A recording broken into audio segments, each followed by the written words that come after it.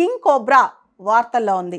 దాదాపు 188 సంవత్సరాల పాటు కింగ్ కోబ్రాని ఒకటే స్పీషీస్ అనుకునేవాళ్ళు. ఓఫియోఫాగస్ హ్యానా అని పేరు పెట్టేవాళ్ళు అనమాట.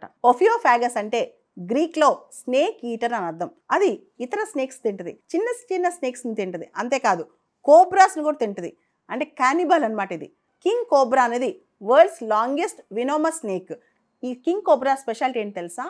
The only snake in the world to build nest. గూడు కట్టుకునే ఒకే ఒక్క స్నేక్ ఇది. వాటి గుడ్లను కాపాడుకోవడానికి డ్రై లీవ్స్ అని తెచ్చి గూడు కట్టుకుంటుంది అనమాట. ఈ కింగ్ కోబ్రా మీద దాదాపు 20 సంవత్సరాల నుంచి రీసెర్చ్ జరుగుతుంది.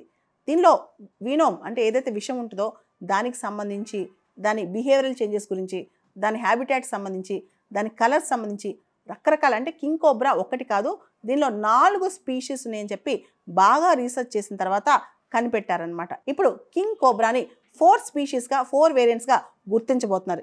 ఇదే లేటెస్ట్ స్టడీ అనమాట కింగ్ కోబ్రా.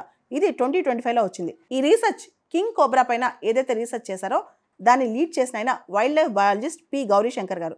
ఆ తర్వాత యూకే, స్వీడన్, మలేషియా, భారతదేశం రకరకాల దేశాల నుంచి చాలామంది ఈ రీసెర్చ్కి సపోర్ట్ చేశారనమాట.